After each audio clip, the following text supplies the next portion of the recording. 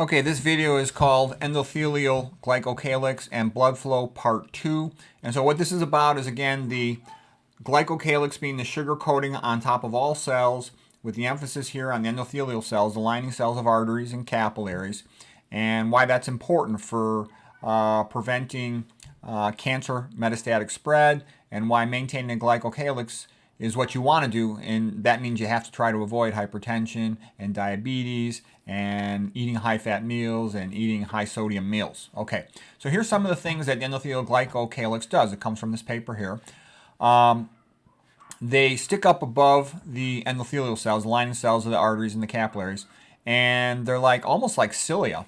They are displaced by the blood flowing past them, and the direction of displacement, the velocity of the displacement, the speed of displacement, they sense that, and they know what normal is. Normal should be a laminar flow at a reasonable velocity of normal blood pressure. And when they sense that, they cause the endothelial cell to release nitric oxide, more vasodilator. If the blood flow is abnormal, these are cleaved off, and then there'll be adhesion molecules lower down, closer to the surface endothelial cell, that can then bind and form clots and cause other problems. But so this ability to sense blood flow, that's a really important feature.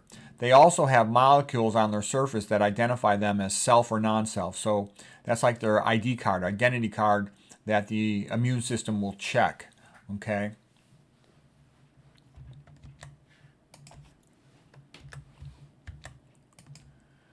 So they function as a barrier. We talked about that. These are all things that can cause them to be shut off. If there's inflammation, if there's a high-fat meal, the MPO is myeloperoxidase released from neutrophils. That'll shed the glycocalyx.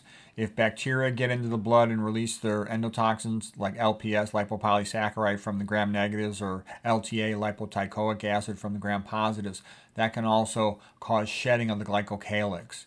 If there's oxidized LDL cholesterol, that can cause shedding of the glycocalyx. If there's inflammatory cytokines like tumor necrosis factor alpha, that can do it as well. Reactive oxygen species, like let's say you got free iron in the blood, or you've been eating too much omega-6s, someone ate, all these oils, for example, are very prone to causing that. Saturated fats will cause problems with the glycocalyx as well. The prolonged hyperglycemia of diabetes will damage the glycocalyx. Okay, if there's ischemia, lack of blood flow, that will damage it. Okay, and once that upper negatively charged component's damaged, then the adhesion molecules below become exposed, and those will cause things like clotting and other problems. Other functions of the glycocalyx: it has an anticoagulant function. Its anticoagulant properties are expressed in multiple ways. The most important thing to know is nitric oxide prevents platelets from sticking together. But there's other things on here. Probably the second most important thing to know is antithrombin 3 is real powerful, and it works in conjunction with the heparin sulfate negative charged sugar on the glycosaminoglycans to be very antithrombotic. Okay. There's other things it'll do, but we don't need to get into all that. We talk about it being a mechanotransducer, so it transduces the power of the blood pressure, of the sensing the blood flow, into activating endothelial nitric oxide to make more nitric oxide, okay?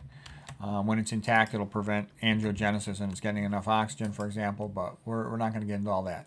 Okay, when there's problems, if you got abnormal blood flow from hypertension, I'll show better pictures of this in just a moment, that'll cause cleavage of some of your glycocalyx. If you got inflammation, here's a neutrophil releasing its sort of net traps, if you will, if it's nuclei coming out, and that'll contribute as well to reactive oxygen species, like if you got excess free iron in the blood, for example. All of those things damage the glycocalyx. Aging just makes you a little less able to maintain it as effectively, but lack of sunshine also makes it worse. All right, now here was getting back to the sulfate, something I think is really interesting. So a sulfate is a sulfur molecule with 4 oxygens around. So here's the sulfur in the center and 4 oxygens around it. And we talked about how that is highly polar versus the cholesterol molecule itself, because there's so many carbons only bound to hydrogens and other carbons. That's really nonpolar. So together they work as a team. And cholesterol, sulfate, it's relevant, the sulfate, for transporting all kinds of things in the blood. All these sex hormones, estrogen, progesterone, testosterone, also DHEA, also cortisol, your corticosteroid hormone. It's amazing, and it contributes to transporting your vitamin D, vitamin C, and some of these neurotransmitters. So it plays a very important role in the body. And sunshine helps you to maintain your sulfate levels where they should be. So that is good to know. We talked about sulfate cannot be free on its own in the blood because it'll cause gelling, like clotting. It's cosmotropic. You know, like God ordered the cosmos into the universe. Sulfate will order water into becoming like a gel instead of being liquid bulk water. And that would be assisting clotting in your blood, so you don't want that.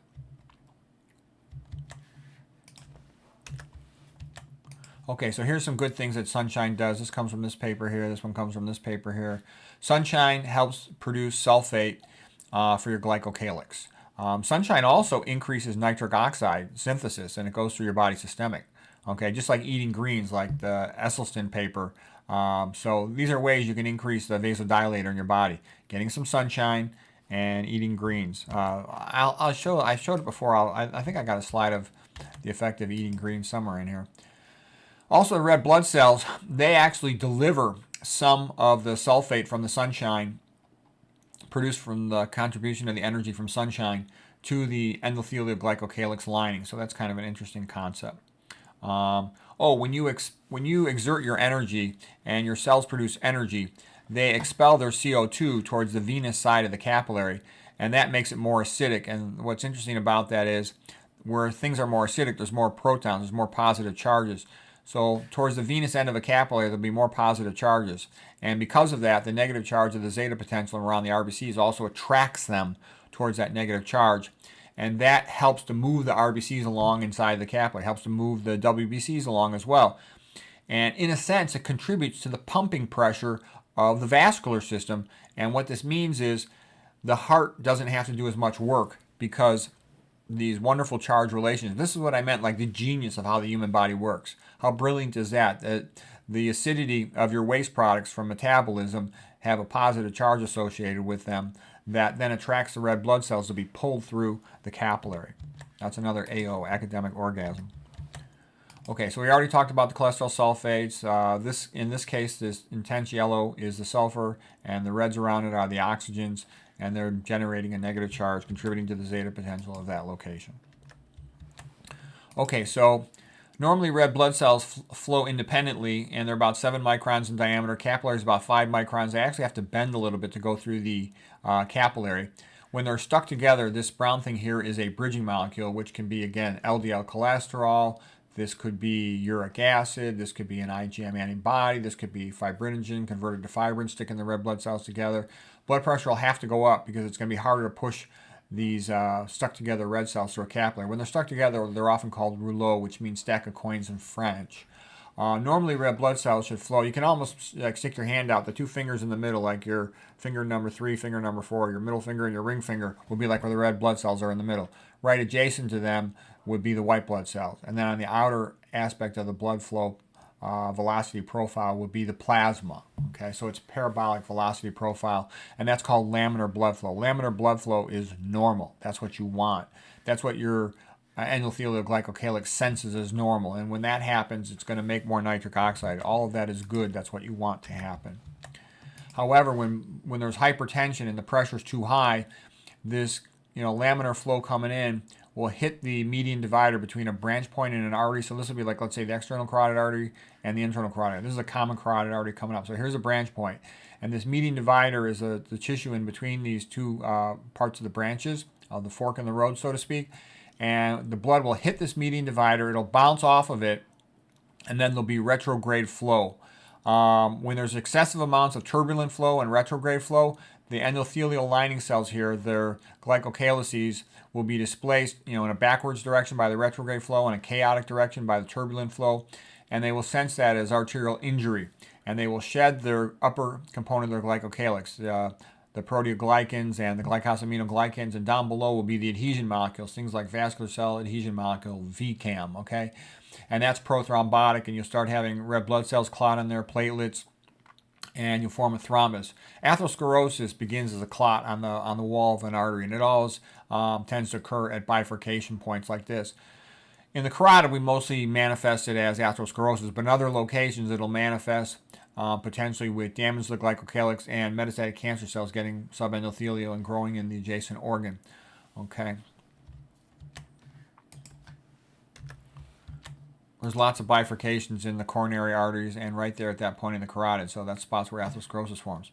This is a list of all the antithrombotic things the endothelial cells do, but all we really care about is nitric oxide is made by eNOS. eNOS is endothelial nitric oxide synthase. That's the enzyme that makes NO, nitric oxide. So nitric oxide goes in both directions from the endothelial cell. It goes into the lumen where it has an effect to prevent platelets from sticking together. So it has an anti-clotting effect. It also goes, in the other direction into the arterial wall towards the smooth muscle cells, and it tells them to relax. So those are the two main things that nitric oxide does. It's the most powerful vasodilator in the body. This is the one that Dr. Esselstyn talks about all the time. This is the one that's increased in the Johnson when you take Viagra, for example. And then these are all the other effects of what other things that endothelial cells do. Okay, so here's a paper from this, an illustration from this research paper showing that you got this bouncing off the wall here, retrograde eddy currents, and that injuring the endothelial glycocalyx, and it's going to then leave the deeper, shorter in height adhesion molecules exposed, and you can form clots on there, and you can also form metastatic cancer, can also attach and then get subendothelial. Okay, here's showing this paper right here, shows how it happens with cancer. The hypertension comes up here, bounces off the median divider, retrograde flow, eddy currents, turbulent flow, damages the endothelial glycocalyx, and now cancer cells that are passing through in the blood, they've been shed by the primary tumor. So let's say here we have a primary lung cancer, and then it'll shed these cells in the blood. With the intact glycocalyx, they can't attach. But when the glycocalyx glycosaminoglycans have been cleaved off and shed, now these adhesion molecules become exposed, and the cancer cell can adhere to them, and it can use that to migrate into the tissue, get beneath the endothelium, into the subendothelial space, and metastatic cancer can occur. So again, avoiding insulin resistance and diabetes and hyperglycemia for prolonged amounts of time protects you from metastatic cancer doing this. Also avoiding high dietary sodium, avoiding high-fat meals. It all protects your endothelial glycocalyx. So here's just a picture again of a cancer cell floating along in the blood from this paper here, and it can't attach to the endothelial cells, but when the glycocalyx is cleaved for one of those reasons we just talked about, now the cancer cell can attach to these small things that are shaped like the letter C, like a pinching grasp. It'll bind to them, and now once it's attached to the endothelium, it can work its way underneath the endothelium, subendothelium, and this is where the tissue are. So this would be the parenchyma of the liver, the parenchyma of the brain. Parenchyma just means sort of like the central tissue of an organ. Okay, this is just something about arteries in the heart, about how when you've got, when you're eating a high-fat meal, you can't vasodilate as much, and you can, if you're simultaneously eating a high-fat meal and trying to exercise, you run the risk of having a heart attack if you got a lot of baseline atherosclerosis, okay? So we're not going to get into that too much today. This is just, because I talked about this in all my lectures on atherosclerosis and whatnot, but we talked about how atherosclerosis can be partially reabsorbed. The necrotic dead tissue can be reabsorbed. The lipid fatty tissue can be reabsorbed. The initial blood clot component with the red blood cells, that can be reabsorbed. But the calcification cannot be reabsorbed at all. And the fibrous tissue has an acellular component, can't be reabsorbed, of scar tissue, collagen, fibrosis tissue, but it has a partially cellular initial component of fibrosis that can be partially reabsorbed. So that's partly how atherosclerosis can be partially reversed. In addition, once you stop the high fat and the excessive sodium, the endothelial cells will start to make nitric oxide again, and that'll cause the arteries to vasodilate. So that can also help to reverse hypertension, contributes to being able to reverse it. When the glycocalyx is damaged, let's say in diabetes in the kidney, now you can no longer keep out the albumin. Albumin is a protein that travels in the blood, and the albumin will get into the urine. So the point I'm making is all this stuff about keeping the glycocalyx healthy, it's important to help prevent metastatic disease. It's important to optimize blood flow. It's important to optimize your brain and avoid dementia. And it's also important to avoid these complications of diabetes, like proteinuria. Leaking protein in the urine, that causes all kinds of problems for the diabetic. And it's a sign that they're getting worse, and they're more likely to end up in kidney failure and on dialysis and have all these other problems. Okay, so here is showing the structure of collagen. Collagen is a triple helix. So I got 3 different strands here, the light blue, the dark blue, and sort of the maroon here. Strand number 1, strand number 2, strand number 3. And they're all interlaced together to make collagen. Collagen is the most common protein in the body. It's like 1/3 of all the proteins in the body. And every third residue is going to be glycine. It's got the shortest side chain, only a hydrogen. and that facilitates enabling this to twist tightly to make a tight, it's kind of twisted together. It looks like a licorice, you know. You've seen ropes where there's 3 components all twisted together into a triple helix. Anyways, collagen has really wonderful tensile strength. It's very strong. There's other things that can disrupt collagen. Collagen can be disrupted by F- in water. It can be GP on non-organic food, lack of vitamin C with scurvy. Alcohol is damaging to collagen production. Tobacco is damaging to it. Caffeine is damaging to it. So think of all the people you know that drink a lot of caffeine. Many, they smoke cigarettes. Many drink alcohol. Don't eat enough plants, so they're low in vitamin C. They eat non-organic foods, so they get more GP. They don't filter their water, so they get more F-. They're pre-diabetic, or they eat meat which got a lot of AGs in it. High protein, high meat, high fat foods have a lot of AGs, advanced glycation end products. There's 2 components of AGs. There's the ones you absorb from the foods themselves, and there's also the ones that are produced from diabetes itself, especially from eating high-fat diets, but also high-sodium diet, low potassium, low magnesium, low plant diets. So all of these things together contribute to damaging collagen. Well, your collagen is like the entire glue, the scaffold that holds your entire body together. So when that is damaged, that causes accelerated aging. It makes you weak and stiff. When you eat a high-fat meal, you'll make the blood more opaque. There was a good picture of this in the movie Game Changers about the effect of vegan diet on athletes. But anyways, here's normal blood. If blood is drawn from you, it'll then sediment out with red blood cells at the bottom, and this is the hematocrit level. The buffy coat is where the white blood cells are and the platelets. And then the plasma is above that, and it's sort of yellowish in color, and it's translucent. You can see through it. The more fat you eat, the more opaque it becomes. And that contributes to what we call blood sludge inside the body. Now, neutrophils make something called MPO, myeloperoxidase, and that helps to convert superoxide into hydrogen peroxide, and that's used to kill bacteria, okay?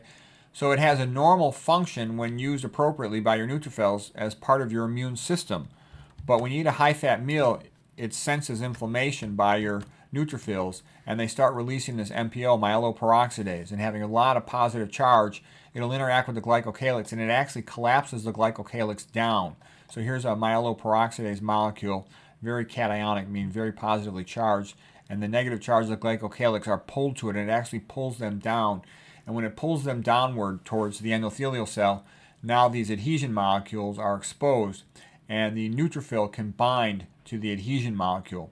And once it binds to this adhesion molecule, it'll start a process of activating what's called diapedesis, whereby the neutrophil will pass through the junction between these 2 endothelial cells, endothelial cell 1 and 2, and get into the subendothelial space.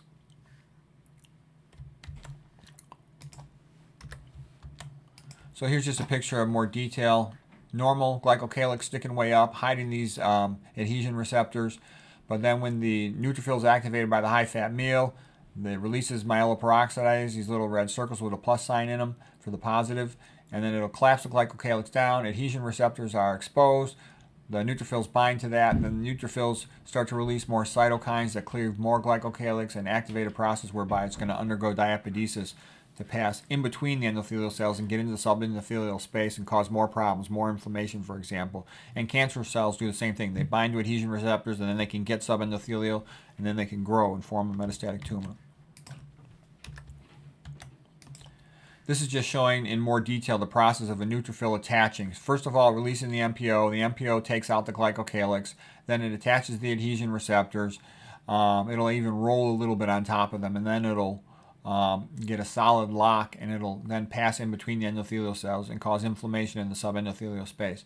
And a cancer cell does, the analogous thing and gets its way into the subendothelial space. If you keep it in the blood, eventually the immune system will take out the cancer cell, and it won't be able to do anything. That's what happens to the vast majority of them. Okay, this is showing what can happen in sepsis. So sepsis is a very severe infection of the blood, and it'll damage the glycocalyx diffusely throughout the vascular system. And when this glycocalyx breaks off in large amounts, these heparan sulfate molecules, here they are being cleaved by the infectious process, they will travel to the brain, and some of them will cross the blood-brain barrier. And once they cross the blood-brain barrier, they can bind with brain-derived neurotropic growth factor, and they can block LTP, long-term potentiation. That's how memory is formed in your hippocampal cells, your memory cells. I'll show you a picture of that in a moment. It'll make more sense in just a moment. Okay, LPS contributes to this whole process too. So LPS is gram-negative endotoxin from gram-negative bacteria. It can make you stupid. All right, I've given previous lectures about LPS and previous lectures about the role of iron and all the stuff with regard to dormant bacteria reactivation, the Douglas, Callis, Theresia, Pretorius researchers and what they found. So I got a bunch of other lectures on that. We're not going to get into that too much today, but here's what I really want to show you. This is something really cool. This is another AO. Why do so many septic patients end up with cognitive dysfunction that can be prolonged? They get brain damage because when the glycocalyx is shed, it then, these heparan sulfate molecules, here they're drawn in green. They are able to get through the blood-brain barrier, they get into the brain parenchyma, and then they will bind with BDNF. BDNF is sort of like Miracle-Gro for, in a good way, for brain cells, for neurogenesis, and for activation of LTP, long-term potentiation, like synaptogenesis, forming new synapses.